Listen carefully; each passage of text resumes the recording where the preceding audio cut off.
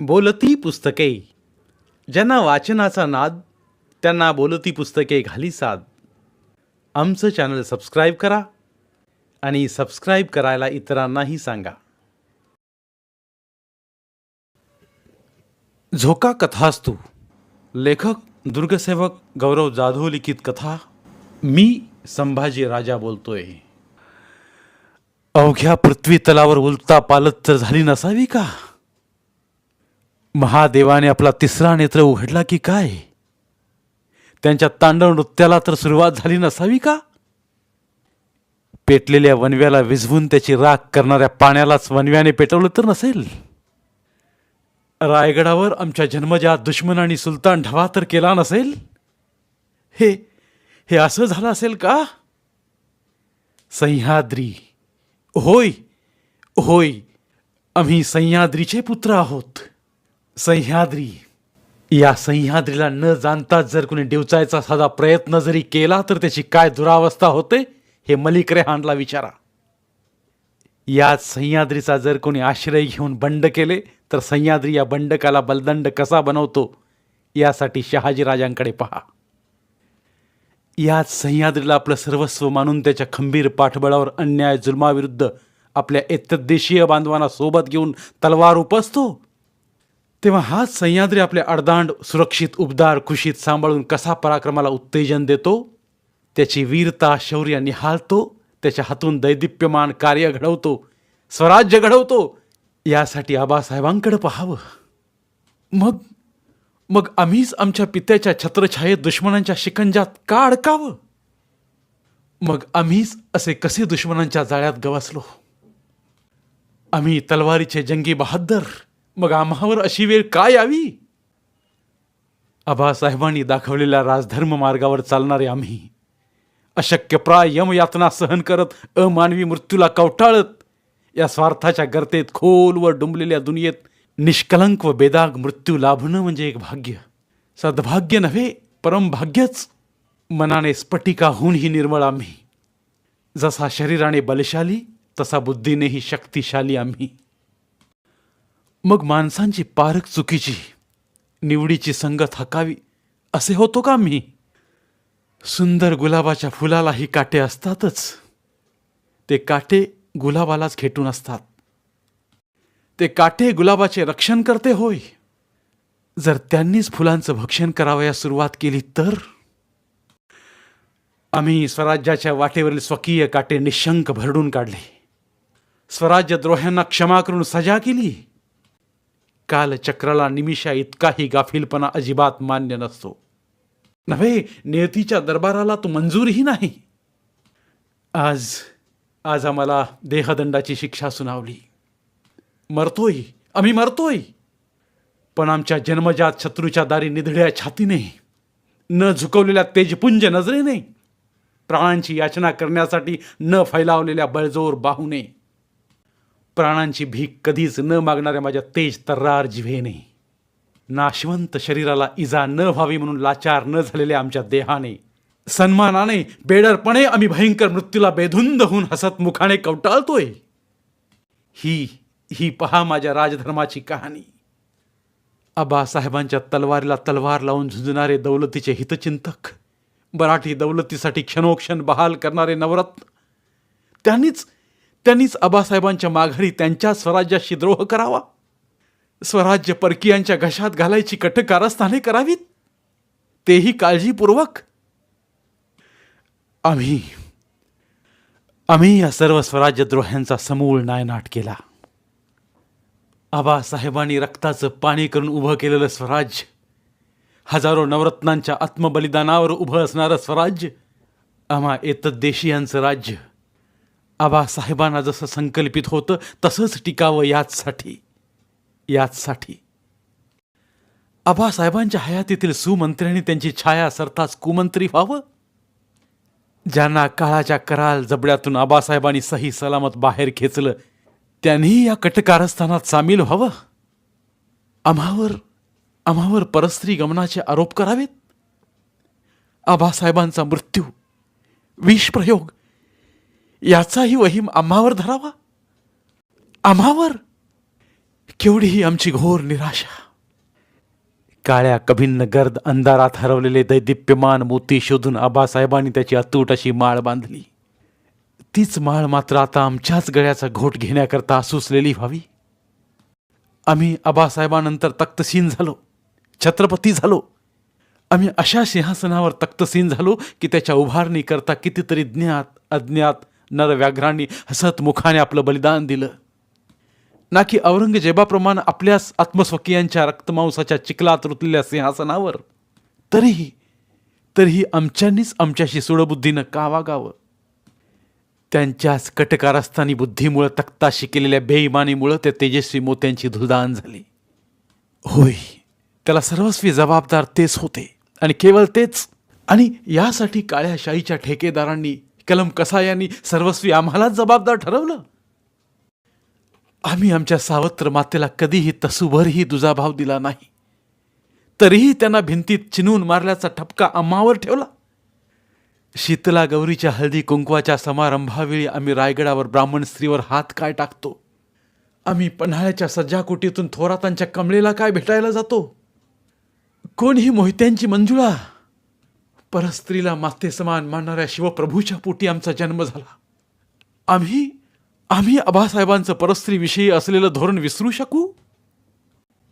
सोयरा आईसाहेबांच्या मुखातून कधीही न बाहेर पडलेल्या करुण किंकाळ्यांना सर्वस्वी आम्हाला दोषी ठरवलं. काळ्या शाहीने केवळ आम्हाला आरोपींच्या पिंजऱ्यात ढकललं. का का नका नका माझ्या प्रिय एतद्देशीय बांधवांनो, माझ्याकडे धारदार संशयी नजरेनं पाहू नका. आम्ही औरंगजेबाच्या टोकदार भाल्यांचा आणि धारदार समशेरीचा 1000 वेळा सामना करू शकतो. पण तुमच्या त्या धारदार आणि संशयी नजरेच्या वाराने हा संभाजी पुरता घायाळ झालाय, रक्तबंबाळ झालाय. आम्ही कधीही न केलेल्या कुकर्मांची काळोख आमच्या चरित्रावर थापू नका. आम्ही आमच्या जन्मजात पारंपरिक नव्हे रक्ताच्या शत्रूच्या, की ज्याची तहान आमच्या रक्ताचा घोट घेऊनच क्षमेल, अशा औरंगजेबाच्या कधीही न सुटणाऱ्या कैदेत सापडलो आहोत. ज्या औरंगजेबाला याआधी आम्ही चकवा दिला, तो बादशहा आता आम्हाकडून चकवा खाणार नाही. ज्याला बोडक्या डोक्याने या दख्खनची खाक छानायला लावली, त्याला आता आम्हाकडून चकवा दिला जाणार नाही. हाती सोन्याचे कडे चढवलेला हा संभाजी त्याच्याच पोलादी मनगटात वैऱ्यांच्या जंजिरीचा विळखा पडावा आणि संभाजी विश्वासघाताच्या गर्तेत अडकावा. आता आम्ही आनंदाने हसत मुखाने क्रूर वेदनादायी भयंकर मृत्यूला कवटाळायला राजी आहोत. हो, शंभू महादेवा चरणी आता एकच मागणं मागतो. हे देवाधिदेवा महादेवा, शत्रूच्या गोठात आमचे जे हाल होणार आहेत ते निडरपणे सहन करण्याची शक्ती द्या, हिम्मत द्या. आम्हाला असा मृत्यू येवो की आमच्या मृत्यूमुळे औरंगजेबाच्या सल्तनीचा पायाच पुरता किळकिळा झाला पाहिजे, नव्हे तो निखळायलाच हवा.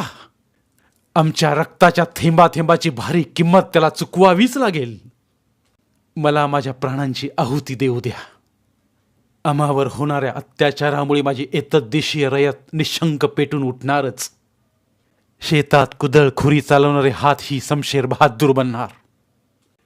आम्हावर झालेले क्रूर अत्याचार करताच रयत मनस्वी हळहळून जाईल, त्यांचं मन खचून जाईल. पण आमच्या मृत्यूनंतर त्यांच्या मनातील ती खचलेली जागा राग आणि प्रतिशोधाने खवळल्याशिवाय राहणार नाही. आणि हीच औरंगजेबाच्या विनाशाची सुरुवात. महादेवा, बालवयात आबासाहेबांबरोबर बादशहाच्या नजरेला नजर भिडवली. बादशहाच्या शहजाद्यांना कुस्तीसाठी आव्हान दिलं. थोर वयात स्वराज्याला पारकाहून दिलेर खानाच्या गोठात सामील झालो. कवी कलशांसारखा जीवाला जीव देणारा जीवलग लाभला. ज्याच्या बापाचा स्वामीद्रोह केला म्हणून आम्ही जीव घेतला तरीही स्वामिनिष्ठ राहणारा खंडोजी मिळवला. तुम्हासारख्या जीवाला जीव देणाऱ्या जीवलगांच्या शक्तीवर हा संभाजी आज शत्रूच्या दारात मृत्यूच्या जबड्यात पुरता अडकला असतानाही ताठ मानेनं उभा ठाकला व राहीलही अगदी मृत्यूनंतर सुद्धा. आबासाहेबांनी अशक्यप्राय वाटणाऱ्या पण साकारलेल्या हिंदवी स्वराज्यासाठी आता एवढं करा, फक्त एवढं करा. त्या बादशहाचा मुर्दा येथेच पाडा त्याला याच मातीत गाडा अगदी कायमचा. त्याने त्याच्या बादशहातीसाठी अनेक निरपराधींचे प्राण घेतले, दिल्लीचे तख्त बळकावले. त्या दिल्लीला तो जाता कामा नये. त्याची माती याच मातीत होऊ द्या. त्याने या दख्खनच्या पहाडीतच अखेरचा श्वास घेतला पाहिजे. आबासाहेबांनी अफजल खानाचं शिर जसं रायगडावर चिनलं, तसंच आम्हीही औरंगजेबाचं मुंडकं रायगडाच्या महाद्वाराच्या उंबरट्याखाली गाडायच्या मनसुब्यात होतो. पण आता हे काम तुम्हाला करायचं आहे. जा जा, सगळे जा, जल्दीने जा, लवकर जा. आमचा तारणहार जगदीश्वर असलेला आबासाहेबांची पवित्र स्मृती जपलेला, माता पुतळाबाई मातांची न विसरणारी आठवण ठेवलेला, आदम रयतेची प्राणप्रतिष्ठा स्वर्ण सिंहासन धारण करणारा राजधानी रायगड सांभाळा, सांभाळा. जा. आम्हाला आमच्या प्राणाहूनही प्रिय असा तो अवघ्या भूतलावरील अद्वितीय अनमोल ठेवा रायगड सांभाळा. आम्ही तळमळीनं सांगतोय, आम्हा नंतर आपणा सर्वांचं स्वराज्य शत्रूच्या वावठळातून सांभाळा. राजारामांना सांगावा द्या. त्यांना म्हणावं, तुम्हीच आता मराठी दौलतीचे धनी. या मराठेशाहीच्या दौलतीवर नेहमीच परकीयांच्या बरोबर स्वकीयांचीही अघोरी नजर होती.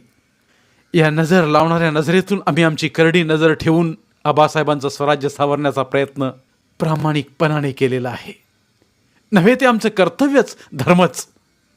आता आता हा भार तुम्हाला तुमच्या बाहुबळावर पेलायचा आहे. रायगडावर आबासाहेबांच्या समाधीला मुजरा करताना या संभाजीची याद जरूर ठेवत चला. त्या पवित्र स्थळी नतमस्तक होताना या संभाजीची याद जरूर ठेवत चला. आमचाही त्रिवार मुजरा न विसरता न चुकता आबासाहेबांना रोज देत चला. रामराजे, रामराजे, या संभाजीचा कधी विसर पडू देऊ नका. राणीसाहेब आणि राणीसाहेबांना सांगावं, औरंगजेबाने संभाजीला कैद करून त्याचीच कबर खणायला सुरुवात केली आहे. त्याने अविनाशी मराठी दौलतीला हात घातलाय नव्हे, त्याने त्याची दौलत विनाशाकडे न्यायला सुरुवात केली आहे. लवकरच तुम्हाला संभाजीच्या अमानवी क्रूर हत्येची वार्ता, जीव पिळवटून टाकणारी वार्ता ऐकावी लागेल. महादेवाने समुद्रमंथनातून निघालं विष जसं पचवलं, तसं तुम्हालाही हे वार्तारूपी जहर पचवावंच लागेल. आबासाहेबांच्या पवित्र स्वराज्याची सेवा करण्याचं परमभाग्य नशिबानं आमच्या नशिबी इथंपर्यंतच लिहिलं असावं, आमच्या जिंदगीला बहाल केलं असावं. आता येणाऱ्या काळात आम्ही कोणाच्या नजरेत स्त्रीलंपट ठरवू, कोणाच्या नजरेत ब्रह्महत्येचे पातक घेतलेला, तर कोणाच्या व्यसनाधीन राज्य बुडवा, उग्र प्रकृती, तर कोणी तेजस्वी सूर्यापोटी शनी जन्माला आला म्हणेल, तर कोणी राज्य हव्यासापोटी विष घालणारा बदफैली, सावत्र भावाला नजर कैदेत ठेवणारा, सावत्र मातेला भिंतीत जिवंत चिन्नारा, तर कोणाला हा संभाजी स्वराज्य बुडवा दिसेल. कोणाला संभाजी रेड्याच्या ओल्या चमड्यावर बसलेला दिसेल, तर कोणाला 700 मराठ्यांचे हात पाय कलम होताना स्तब्ध राहिलेला दिसेल. कोणाला संभाजी कलशाच्या आहारी गेलेला दिसेल, तर कोणाला शिरकान केलेला. कोणी आम्हाला भटांचा कर्दनकाळ म्हणतील, तर कोणाला आम्ही धर्मवीर दिसू, तर कोणाला हुतात्मा संभाजी. आमच्या मृत्यूनंतर कितीतरी वर्षांनी लिहिलेल्या कपोलकल्पित, निव्वळ कपोलकल्पित गोष्टी खऱ्या म्हणून आम्हावर राग धरतील. कोणाच्या नजरेत आम्ही कमनशिबी शापित राजहंस ठरू, तर कोणाच्या नजरेत छावा. कोणाच्या लेखणीतून आम्ही अद्वितीय जाज्वल्य तेजस बनू, तर कोणाच्या वाणीतून स्वातंत्र्यवीर, तर कोणाच्या सत्यकथनातून आम्ही अमृतगामी संभाजी ठरू. मुळातच आपला इतिहास पुरुष मुका.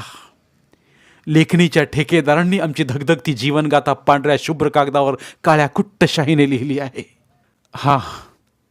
मात्र त्याच मुक इतिहास पुरुषाने आमची सत्य हकीकत अचूकपणे बिनचूक आपल्या दिल दप्तरात काळजीपूर्वक जतन करून ठेवली आहे.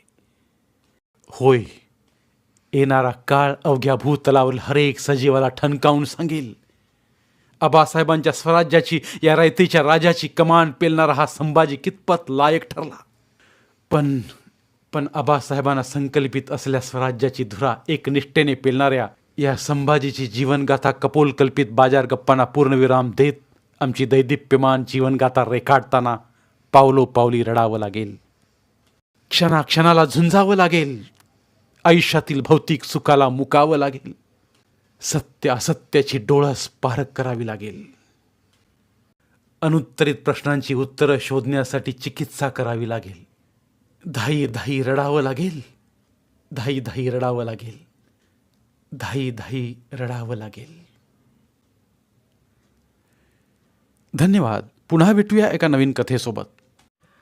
मराठीतील प्रतिभावंत लेखकांचं साहित्य, कथा, कादंबऱ्या ऐकण्यासाठी आमचं बोलती पुस्तके हे चॅनल सबस्क्राईब करा आणि मराठी साहित्याचा प्रसार करण्यासाठी प्रत्येक मराठी माणसाला सबस्क्राईब करण्यासाठी आवाहन करा आणि बोलती पुस्तके या साहित्य चळवळीत सहभागी व्हा. आपले पुन्हा एकदा धन्यवाद.